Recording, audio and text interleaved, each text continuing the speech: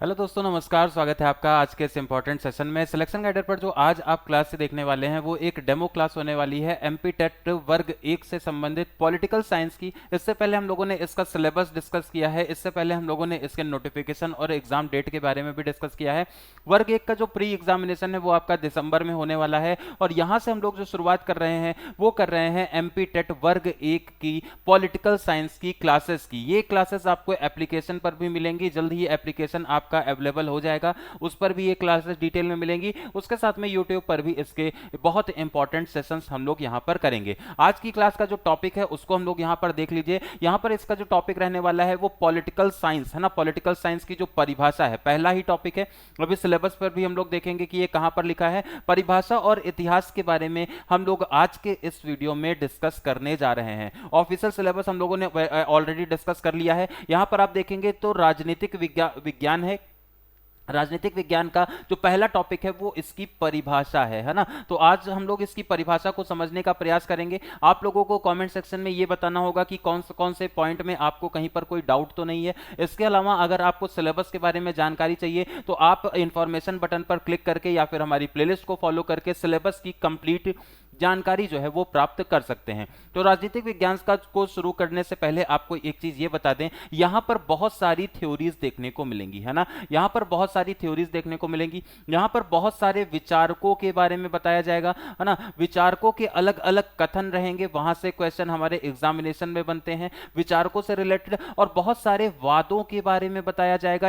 एक कोई कहेगा आकर के कि ये समाजवाद की बात करेगा, कोई आएगा कहेगा उदारवाद की बात करेगा, कोई आएगा कहेगा अराजकतावाद क्या होता है ना। उस तरह की कुछ यहां पर बातें होंगी। इसके अलावा बहुत सारे जो विचारक हैं उसमें से बहुत सारे ऐसे हैं जिनका नाम आपने कभी कभी सुना भी होगा। प्लेटो, अरस्तु है ना। प्लेटो हो गए, अरस्तु हो गए, मैकियावेली हो गए है ना। तो कुछ विचारकों के बारे में भी आपको जानकारी चाहिए होगी। इसके अलावा जो सिलेबस में हमारे मेंशन्ड विचारक हैं उनको तो डिटेल में करना ही होगा, लेकिन सिलेबस में जो नहीं लिखे हैं लेकिन हमारे एग्जामिनेशन में पूछे गए जो हमारे क्वेश्चंस हैं उनसे भी क्वेश्चन यहां पर बनाए जाते हैं। उन भी विचारकों को हम लोग यहां पर करेंगे इस कंप्लीट क्रैश कोर्स में है ना। क्रैश कोर्स के लिए अभी आप वर्तमान में यूट्यूब पर जुड़े रहिए। इसके अलावा जैसे ही एप्लीकेशन आपका बन करके तैयार हो जाएगा आपको एप्लीकेशन पर हम लोग वहां पर क्लासेस अवेलेबल करा देंगे। उसके बारे में पूरी डिटेल आपको मिल जाएगी डिस्क्रिप्शन बॉक्स में, ठीक है। तो चलिए शुरुआत करते हैं आज के इस टॉपिक की। सबसे पहले आपको यह बता दें जो हमारा राज्य है उसकी परिभाषा को किस तरह से लिखा जाता है ना। डेफिनेशन क्या है पॉलिटिकल स्टेट की। आप लोगों को जो भी लगता है कमेंट सेक्शन में जरूर बता सकते हैं। डेफिनेशन जो राज्य होता है वो किस तरह से इसे जो हमारा राजनीतिक विज्ञान है इसको किस तरह से हम लोग परिभाषित कर सकते हैं। तो सबसे पहला जो पॉइंट है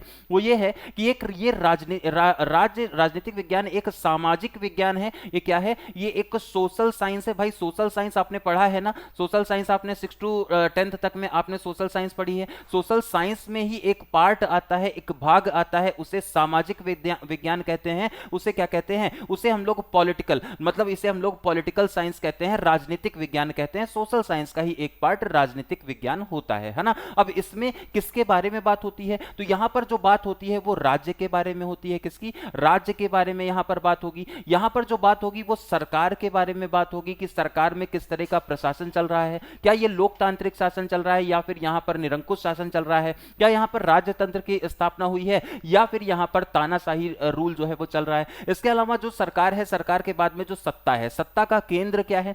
सत्ता का केंद्र क्या कि कोई एक व्यक्ति है या फिर सत्ता का केंद्र जो है वो कोई एक ग्रुप ऑफ पीपल है ना। कुछ लोगों का तंत्र है क्या वहां पर? या फिर सत्ता का जो केंद्र है वो लोगों के हाथों में है, लोगों के ही हाथों में, जैसा कि लोकतंत्र में होता है जहां पर जनता का शासन होता है ना। उसके बाद में अधिकारों की यहां पर बात होती है। राजनीतिक विज्ञान में अधिकारों की भी बात होगी कि अधिकार कितने कितने किसको किसको दिए गए हैं। और ऐसा माना जाता है जहां पर देश की जनता को ज्यादा से ज्यादा अधिकार दिए गए हैं वहां पर शासन सुगमता से चलता है, लोकतंत्र वहां पर एक तरह से प्रतिस्थापित होता है। उसके बाद में जो अगला टॉपिक आता है वो आपको पॉलिटिकल साइंस में न्याय के बारे में भी पढ़ना होगा। भाई राज्य है तो वो न्याय अगर नहीं करेगा या फिर अन्यायपूर्ण राज्य होगा तो वहां पर असंतोष की भावना जागृत हो सकती है। वो भावना ना जागृत हो, इस वजह से जस्टिस के बारे में, न्याय के बारे में भी आपको जानकारी आपसे अपेक्षित है। कानून के बारे में, लॉ के बारे में यहां पर जानकारी पूछी जाती है। अवधारणाओं का अध्ययन, यहां पर इस तरह की अवधारणाओं का अध्ययन होगा तो बेसिकली यहां पर राज्य के बारे में, राज्य के अलावा सरकार के बारे में, सत्ता के बारे में, अधिकारों के बारे में, न्याय के बारे में, कानून के बारे में, समानता के बारे में, स्वतंत्रता के बारे में, इस तरह की कुछ अवधारणाओं के बारे में यहां पर आपसे जानकारी जो है वो अपेक्षित होती है। ये जो नागरिकों और शासन के बीच में ये संबंधों को बनाने का काम करेगा, राजनीतिक संस्थानों और सार्वजनिक नीतियों की कार्यप्रणाली को समझने की कोशिश करेगा, है ना। तो मुख्यतः राजनीतिक विज्ञान इन्हीं सारी चीजों पर केंद्रित रहेगा और राजनीतिक विज्ञान में आपको बेसिकली इन सारी चीजों का नॉलेज होना चाहिए। अब इसमें हम लोग जो ये पॉलिटिकल साइंस वाला जो हमारा क्लास होगा ना, क्या क्या चीजें इसमें पढ़ेंगे, तो बेसिकली यहां पर यह ध्यान में रखते हुए तैयारी करनी होगी कि हम लोगों को अपने देश की राजनीति के बारे में तो संपूर्ण इन सारी चीजों के बारे में जानकारी होनी चाहिए, लेकिन अपने देश के अलावा हम लोगों को अंतर्राष्ट्रीय स्तर पर भी जानना है, तुलनात्मक अध्ययन भी इसका करना है, हम लोगों को प्रशासन की भी जानकारी होनी चाहिए और इसके अलावा हम लोगों को बहुत सारे जो ऐतिहासिक एक तरह से लोग हैं, ऐतिहासिक जो थिंकर्स हैं, जिन्हें हम लोग मुख्य विचारक कहते हैं, उनके बारे में भी जानकारी वहां पर आपको होनी चाहिए, ये आप ध्यान रखेंगे, ठीक है। अगला जो हमारा पॉइंट आता है अब इसके बाद में, वो आता है कि भाई इसमें दृष्टिकोण क्या है, प्रमुख दृष्टिकोणों के आधार पर जो परिभाषाएं हैं वो किस तरह से विभाजित होती हैं। तो सबसे पहला जो दृष्टिकोण है वो आता है इंस्टीट्यूशनल अप्रोच, संस्थागत दृष्टिकोण। इसमें मुख्यतः क्या होता है, देखिए इसमें जो मुख्यतः होता है वो संस्थागत इंस्टीट्यूशनल दृष्टिकोण में बेसिकली इंस्टीट्यूशन जैसा कि नाम है, इस दृष्टिकोण में राजनीतिक विज्ञान को राज्य और उनकी संस्थाओं जैसे विधायिका, कार्यपालिका, न्यायपालिका के अध्ययन के रूप में इसे देखा जाएगा। इसे कैसे देखा जाएगा, विधायिका, कार्यपालिका और न्यायपालिका के अध्ययन के रूप में इसे देखा जाएगा। तो एक संस्थागत, एक स्ट्रक्चरल अप्रोच यहां पर फॉलो की जाती है। अब इसमें जो प्रमुख आ जाता है वो उदाहरण जैसे कि पॉलिटिकल साइंस जो है ना, गार्नर ने कहा पॉलिटिकल साइंस जो है वो स्टडी है किसका, स्टेट का, और इसकी जितनी भी गवर्नमेंट जो ये सरकार चल रही है उसका ये क्या है, वो एक स्टडी है किस चीज का, राज्य का और सरकार का, और उसके जितने भी एस्पेक्ट्स हो सकते हैं उनकी एक गहन अध्ययन उसका एक माना गार्नर ने पॉलिटिकल साइंस को, ठीक है। इंपॉर्टेंट डेफिनेशन है, 1 नंबर में आपकी ये डेफिनेशन पूछी जा सकती है आपके प्री एग्जामिनेशन में। अगला जो नंबर आता है, अगला जो पॉइंट आता है वो आता है बिहेवियरल अप्रोच, ये व्यवहारवादी दृष्टिकोण। यहां पर राजनीति को एज अ व्यवहार लिया जाएगा, एज अ बिहेवियर लिया जाएगा। इसमें जो मुख्यतः डेफिनेशन आएगी कि ये व्यवहार और प्रक्रिया को ये बहुत ज्यादा महत्वपूर्ण या उसको महत्व देने का काम यहां पर होता है। जैसा ही नाम है वैसा ही इसका काम भी है। डेविड ईस्टन इसके बारे में कहते हैं कि पॉलिटिक्स जो है वो ऑथोरेटिव और एलोकेशन ऑफ वैल्यूज है। वो क्या है, वो एक तरह से आधिकारिक रूप से जो वैल्यूज को, जो एक तरह से तत्वों को, जो यहां पर हम लोग वैल्यूज को एक तरह से एम्बेड करते हैं, किसमें, हम लोग एम्बेड करते हैं सोसाइटी में, वो पॉलिटी में आता है। व्यवहार में जो चेंजेस देखने को मिल रहा है, व्यवहार और प्रक्रिया में जो महत्वपूर्ण चेंज, जो बदलाव देखने को मिल रहा है, वो किसमें आता है, वो राजनीति में आता है। ऐसा कहना डेविड ईस्टन का है। डेविड ईस्टन से भी बहुत सारे इंपॉर्टेंट क्वेश्चन हमारे एग्जामिनेशन में देखे जाते हैं, ठीक है। अगला जो दृष्टिकोण आ जाता है वो हमारा आ जाता है आदर्शवादी दृष्टिकोण। अब यहां पर क्या है, यहां पर इस दृष्टिकोण में बेसिकली राजनीतिक विज्ञान को नैतिक और न्याय और आदर्शों के अध्ययन के रूप में, किसके रूप में, न्याय और आदर्शों के अध्ययन के रूप में देखा जाएगा। नैतिकता, विज्ञान को नैतिकता के आधार पर देखा जाएगा, न्याय और आदर्शों के अध्ययन के रूप में यहां पर देखा जाएगा। बेसिकली आदर्श चीजें जो हैं, जैसे नैतिकता हो गया, न्याय हो गया, आदर्श हो गया, ये जो ऐसी चीजें हैं जो कि एक तरह से नॉर्मेटिव अप्रोच इसको कहा जाएगा, और ये बेसिकली मॉरल वैल्यूज से रिलेटेड आप इसे मान सकते हैं, ये पूरा का पूरा अध्ययन। अरस्तु ने यहां पर कहा मैन जो है वो क्या है, वो नेचर से एक पॉलिटिकल एनिमल है, और पॉलिटी जो है वो मास्टर साइंस होती है। पॉलिटी हर एक साइंस की एक मास्टर की है, जैसे मास्टर की होती है ना, बहुत सारे तालों को खोलने के लिए एक ही चाबी की जरूरत है, उसी प्रकार से जो पॉलिटी है ना वो मास्टर साइंस है। इस चीज को यहां पर प्रतिस्थापित करने का काम अरस्तु ने किया था। तो मैन एक पॉलिटिकल एनिमल है, मनुष्य एक जो राजनीतिक प्राणी है, ऐसा कहना अरस्तु का था। इस चीज को आप ध्यान रखेंगे। अगला जो आता है एक व्यापक दृष्टिकोण भी इसमें बनता है, कॉम्प्रिहेंसिव मॉडर्न व्यू भी बनता है। इसके माध्यम से राज्य के साथ साथ में नागरिक समाज, नीति का निर्माण, वैश्विक राजनीति, मानव के अधिकार, पर्यावरण, ये जो अभी ये जो हम लोग यहाँ पर इस पूरे कोर्स में पढ़ेंगे ना, वो हमारा व्यापक दृष्टिकोण है जो पॉलिटिकल साइंस का हम लोग यहाँ पर देखेंगे, है ना। पॉलिटिकल साइंस का हम लोग यहाँ पर देखेंगे। वो क्या है, वो एक व्यापक दृष्टिकोण है, व्यापक दृष्टिकोण है जिसे हम लोग यहां पर देखेंगे। कोई बुला रहा था, व्यापक दृष्टिकोण है, कोई बुला रहा था।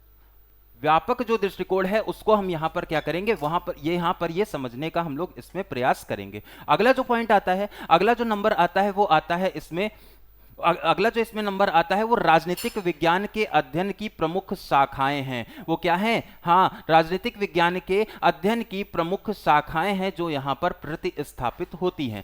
जो इसमें पॉलिटिकल थ्योरी है, अब इसमें जो पॉलिटिकल जो प्रमुख शाखाएं हैं उनमें क्या क्या आएगा, इसमें राजनीतिक सिद्धांत आ जाएगा। क्या आ जाएगा इसमें, राजनीतिक पॉलिटिकल थ्योरी। इसमें बेसिकली तुलनात्मक जो एक तरह से प्रमुख जो शाखाएं हैं, इसमें क्या क्या चीजें हमारे एग्जामिनेशन में भी इंपॉर्टेंट है, जो हमारे एग्जामिनेशन में बार बार आएंगी, वो पॉलिटिकल थ्योरी है। यहां पर बहुत सारे विचारक हैं, है ना। उसके बाद में तुलनात्मक राजनीति है, कंपैरेटिव पॉलिटिक्स है। उसके बाद में जन प्रशासन जो कि लोक प्रशासन के रूप में जाना जाएगा, अंतरराष्ट्रीय राजनीति जो कि इंटरनेशनल पॉलिटिक्स के रूप में जानी जाएगी, लोक नीति पब्लिक पॉलिसी के रूप में इसे भी हम लोगों को पढ़ना होता है, और साथ में समाज शास्त्र और मनोविज्ञान के बारे में भी जानकारी, इसी से जुड़ी हुई शाखाएं हैं। पूरे सिलेबस में इन सारे टॉपिक्स को हम लोगों को यहां पर पढ़ना होता है। इसके माध्यम से पूरी की पूरी जो राजनीति है, राजनीतिक साइंस है, जो राजनीतिक विज्ञान है, वो हमारे एग्जाम में इन सारे सब पॉइंट से निकल करके पूरे क्वेश्चंस बन करके आते हैं, ठीक है।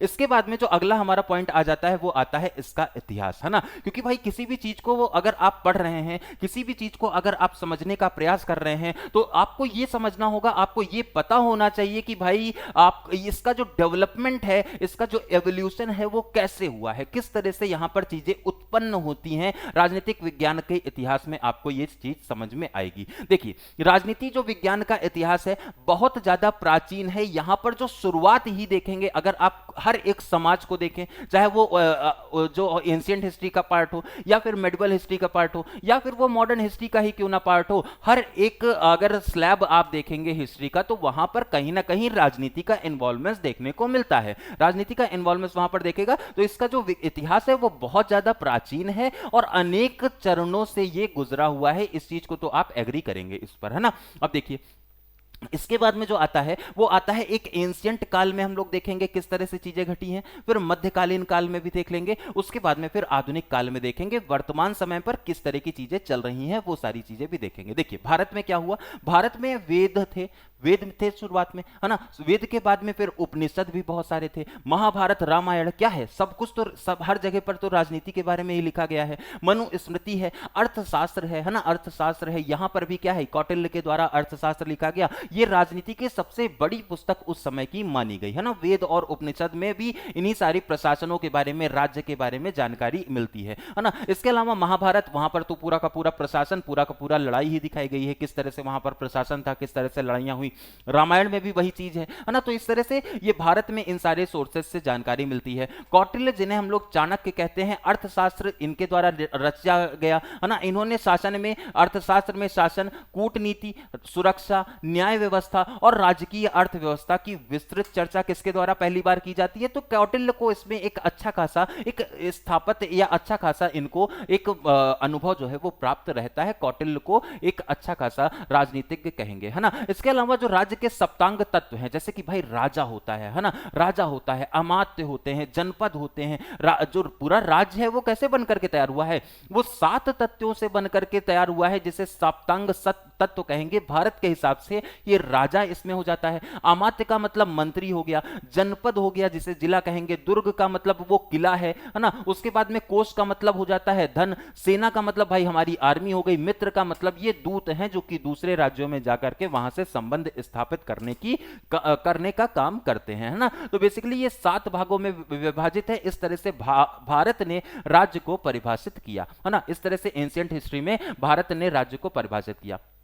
यही चीज अगर यूनान में चले तो यूनान में देखिए प्लेटो का नाम आएगा। आदर्श राज्य की अवधारणा ये रखते हैं, आदर्श राज्य को ये स्थापित करने की बात करते हैं। द रिपब्लिक इनकी प्रमुख किताब है, जो कि पूरी तरह से किस पर बेस्ड है, वो न्याय पर बेस्ड है, न्याय को ही वो स्थापित करने का कार्य करते हैं। दूसरा जो नाम आता है वो अरस्तु का आता है, और अरस्तु कहते हैं राजनीति को सर्वोच्च विज्ञान माना। भाई ये क्या है, ये मास्टर साइंस है। अभी हम लोगों ने देखा था इनका स्टेटमेंट, राजनीति क्या है, राजनीति एक मास्टर साइंस है, सर्वोच्च विज्ञान है, ये आप याद रखें। 158 प्रकार के शासन का इन्होंने अध्ययन किया था, उनका वर्गीकरण भी किया था, उनमें डिफरेंसेस भी देखे थे, उसमें सिमिलैरिटीज भी देखी थी। तो राजनीति का जो सबसे अच्छा तुलनात्मक अध्ययन कोई कर सकता था तो वो अरस्तु ही कर सकते थे। इस चीज को यहां पर प्रतिस्थापित किया जाता है। इसके बाद में अगला जो आता है वो आता है राजनीति विज्ञान शब्द को गढ़ने वाला पहला विचारक। जो पॉलिटिकल साइंस शब्द को जो दिया था वो कौन था, वो अरस्तु ही था। इस चीज को भी आपको याद रखना है। पॉलिटिकल साइंस शब्द को कौन देता है,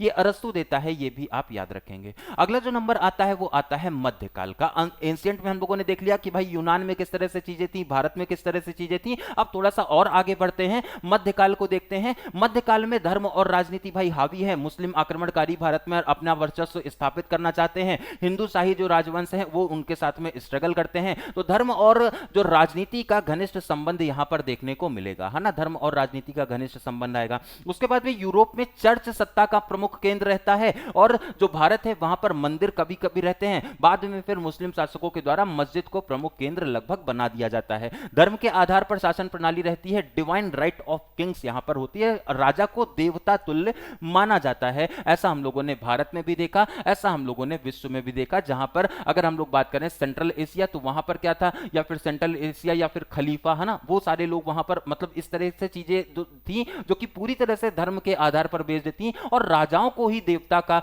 एक अग्रदूत माना जाता था। इस चीज को आप याद रखें। अगला जो पॉइंट आता है वो ये है कि भाई इस युग में राजनीतिक विज्ञान एक स्वतंत्र विषय के रूप में विकसित होगा, है ना, स्वतंत्र विषय के रूप में ये विकसित नहीं हो पाएगा। ये अलग से, ये कहीं ना कहीं धर्म में उलझ करके रह जाएगा। पूरा का पूरा जो राजनीति है वो धर्म में उलझ करके रह जाएगी, अलग विषय के रूप में ये विकसित नहीं हो पाएगी मध्यकाल में, अगर हम लोग इसको सेपरेटली देखें। महत्वपूर्ण परिवर्तन लेकिन इसकी वजह से मैकियावेली, है ना, मैकियावेली कहते हैं भाई व्यवहारिक दृष्टिकोण से राजनीति को यहां पर देखने का प्रयास किया। किसने, मैकियावेली ने यह प्रयास किया। द प्रिंस इनकी किताब है, जिसमें इन्होंने व्यवहारिक दृष्टिकोण पहली बार राजनीति का पेश किया। नैतिकता और राजनीति को अलग करने का काम भी इसने मैकियावेली नहीं किया था, यह भी आप याद रखेंगे। यह भी एक महत्वपूर्ण परिवर्तनों में से जाना जाता है। आधुनिक राजनीति विज्ञान का पिता भी इसे कहा जाता है। जो आधुनिक विज्ञान है ना, आधुनिक जो राजनीतिक विज्ञान है उसके पिता के रूप में भी इसे देखा जाता है। तो मैकियावेली शुरुआत अरस्तु ने की थी, वहां पर एक तरह से उसने उसने न्याय की स्थापना करने की बहुत ज्यादा कोशिश की। प्लेटो आया, आदर्श राज की बात कर रहा था। उसके बाद में जो एक तरह से मैकियावेली है, ये क्या कह रहा था, ये व्यवहार के अनुसार राजनीति हो, इस चीज पर, इस पॉइंट को ये प्रतिस्थापित करने की कोशिश करता है। नैतिकता को राजनीति से अलग करने का कोशिश करेगा। इसी वजह से इसे आधुनिक राजनीतिक विज्ञान का पिता कहा जाएगा, है ना, आधुनिक राजनीतिक विज्ञान का इसे पिता भी कहा जाएगा। इसके अलावा आधुनिक काल आता है। आधुनिक काल मॉडर्न पीरियड, मॉडर्न पीरियड के अनुसार 17वीं और 18वीं शताब्दी में समाज अनुबंध के विचारकों का उदय होता है। किसका, सामाजिक अनुबंध के विचारकों का उदय होता है। देखिए पूरा का पूरा जो ये पूरा हमारा सिलेबस है ना, एमपी टेट का हो या फिर यूपी पीजीटी का वर्क अगर सिलेबस हो, इसे अगर आप सिलेबस में टॉपिक जो दिए गए हैं उसके अनुसार से अगर आप पढ़ते हैं ना, तो चीजें बहुत ज्यादा आसान है, बहुत ज्यादा स्ट्रक्चर्ड ये पूरा का पूरा सिलेबस रहता है। और सिलेक्शन गाइडर पर आपको ये सारी चीजें सिलेबस के अकॉर्डिंग कराई जा रही हैं, ठीक है। तो 17वीं और 18वीं शताब्दी में समाज अनुबंध के विचारकों का उदय होता है ना। आधुनिक काल में थॉमस हॉब्स देखने को मिलेगा, जो कि लेवियाथन की बात कर रहा है, ये शक्ति और सुरक्षा की बात कर रहा है। जो हॉब्स है ये कहता है कि जो समाज है वो पूरी तरह से क्या है, कैसा है, हिंसक बर्बर समाज है, और इसको अगर हमें स्थापित करना है या फिर राज्य की अवधारणा को विकसित करना है तो उसके लिए एक निरंकुश शासक की जरूरत होगी, वही इन लोगों को रोक पाएंगे। ये हॉब्स के विचार रहते हैं। शक्ति और सुरक्षा को ये प्रतिस्थापित करता है। स्वतंत्रता और जो संपत्ति है उसको ये स्थापित करने की कोशिश यहां पर होगी जॉन लॉक के द्वारा। जॉन लॉक कहेगा कि मनुष्य जो है वो बहुत ज्यादा शांत और सभ्य है, लेकिन इनके अधिकारों की रक्षा के लिए हमें राज्य की जरूरत है। राज्य कैसा होना चाहिए, कल्याणकारी राज्य होना चाहिए। इस चीज को आप ध्यान रखें। अगला जो पॉइंट आता है वो आता है रूसो का। अगला जो पॉइंट आता है वो आता है रूसो का, सामान्य इच्छा का सिद्धांत, है ना। जनरल विल का सिद्धांत ये हमारा हो जाता है, सामान्य इच्छा का सिद्धांत हो जाता है। इसके बाद में जो अगला हमारा पॉइंट आता है वो आता है इस काल में लोकतंत्र, स्वतंत्रता, समानता जैसे सिद्धांत जो है वो उभर करके आते हैं। राजनीतिक विज्ञान का व्यवस्थित अध्ययन विश्वविद्यालयों से आरंभ होता है, इस चीज को आप ध्यान रखेंगे। अब जो वर्तमान में समय चल रहा है, आधुनिक काल भी हम लोगों ने देख लिया, मध्यकालीन काल भी देख लिया, हम लोगों ने प्राचीन काल भी देख लिया, लेकिन जो अब आधुनिक कार्य है, अब इसमें क्या क्या होगा, समकालीन काल जो है इसमें क्या क्या होगा, उस पर हम लोग बात करते हैं। तो यहां पर देखिए व्यवहारवादी क्रांति है, जो व्यवहारवादी क्रांति की बात यहां पर की गई थी, है ना, उसको अब आगे चल करके प्रतिस्थापित किया जाएगा, व्यवहारवादी क्रांति यहां पर देखने को मिलेगी। आंकड़ों के माध्यम से अब राजनीति होती है, शोध के माध्यम से राजनीति होगी। अब पॉलिटी को एक साइंटिफिक अप्रोच मिला है, एक वैज्ञानिक पद्धतियों का भी यहां पर उपयोग किया गया है। राजनीति को साइंस ऑफ पॉलिटिक्स के रूप में भी स्थापित किया गया, किसके रूप में, साइंस ऑफ पॉलिटिक्स के रूप में भी स्थापित करने का प्रयास यहां पर किया गया। इसके अलावा एक उत्तर व्यवहारवाद भी देखने को मिला। उसके बाद का ये स्टेज है पोस्ट बिहेवियरलिज्म। इसमें क्या होता है, इसमें जो है वो मूल्य और सामाजिक न्याय जैसे तत्वों को फिर से केंद्र में लाया जाता है। सामाजिक न्याय और उसके अलावा सामाजिक न्याय और मूल्य जैसे तत्वों को यहां पर व्यवहार में, तो अभी तक हम लोगों ने साइंस की बात की थी, नव व्यवहारवाद में क्या आया, यहां पर सामाजिक न्याय और मूल्य जैसे तत्व भी अब इसमें केंद्र में आते हैं। तो चीजें मतलब होता है ना कि भाई एक जो वर्ड है वो एक सर्कल है, तो एक जो पद्धति आती है वो कहीं ना कहीं कुछ दिन बाद फिर से वो देखने को मिलती है ना, जैसे फैशन होता है, रिपीट करता रहता है। उसी तरह से कोई अवधारणा है तो वो भी अपनी जो स्थिति है उसको रिपीट करने की कोशिश करती है। अगर समाज उस चीज को एक्सेप्ट कर लेता है तो वो रिपीटिशन में आ भी जाती है, वो व्यवहार में आ भी जाती है ना। तो इस प्रकार से यहां पर ये राजनीतिक विज्ञान में क्या क्या शामिल हो गया। अब यहां पर अंतर्राष्ट्रीय संबंध भी शामिल है, राजनीतिक अर्थशास्त्र भी शामिल है, महिला और जेंडर अध्ययन भी यहां पर शामिल है, इसके बिना भी राजनीति पॉसिबल नहीं है। पर्यावरण के आधार पर भी राजनीति होती है, और मीडिया और राजनीति बहुत व्यापक जो संबंध है वो मीडिया का है। रोल जो है अभी वर्तमान में जो राजनीति में जो रोल है वो मीडिया का सर्वोपरि, मीडिया से ज्यादा भी सोशल मीडिया का रोल अब वर्तमान राजनीति में बढ़ता हुआ दिखाई पड़ता है ना। तो कुल मिलाकर के हमने देखा कि भाई राजनीतिक विज्ञान एक पूरी तरह से जीवंत और गतिशील विषय है, लगातार परिवर्तन देखने को मिलेगा। यहां पर पूरी तरह से क्या चीजें होंगी, यहां पर पूरी तरह से लिविंग ये पूरा नेचर इसका होता है, ये आप याद रखें, है ना। राजनीतिक संस्थाएं जो होती हैं, प्रक्रियाएं जो होती हैं, व्यवहार जो होते हैं, उनको समझने का उपकरण देखने को मिलेगा। इसका जो ऐतिहासिक दर्शन है, दर्शन से शुरू होकर आज विज्ञान और व्यवहार पर आधारित है। अध्ययन में परिवर्तन हो गया है, आज यह विषय केवल शासक और शासन का ही नहीं बल्कि जनता का, सामाजिक न्याय का, विकास का, अंतरराष्ट्रीय सहयोग का भी अध्ययन यहां पर होता है। तो ये हम लोगों ने यहां पर एक चीज क्लियर की, एक टॉपिक हमारा क्लियर हुआ।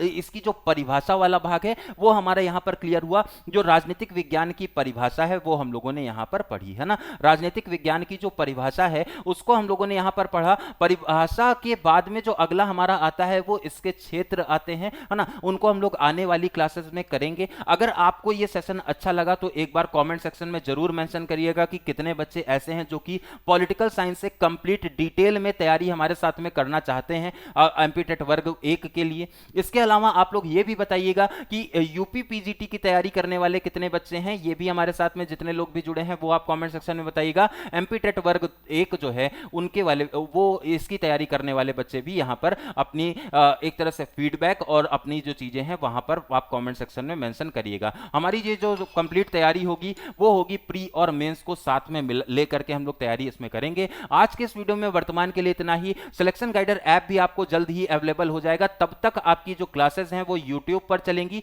आज ये पहली हमारी क्लास रही, आज ये क्लास रही, कैसी लगी ये क्लास कमेंट सेक्शन में जरूर मेंशन करिएगा। और चैनल पर पहली बार आए हैं तो चैनल को वीडियो को ज्यादा से ज्यादा शेयर करिए और चैनल को सब्सक्राइब जरूर कर लीजिएगा ताकि इंपॉर्टेंट नोटिफिकेशन आपसे मिस ना होने पाए। आज के इस वीडियो में इतना ही, नमस्कार।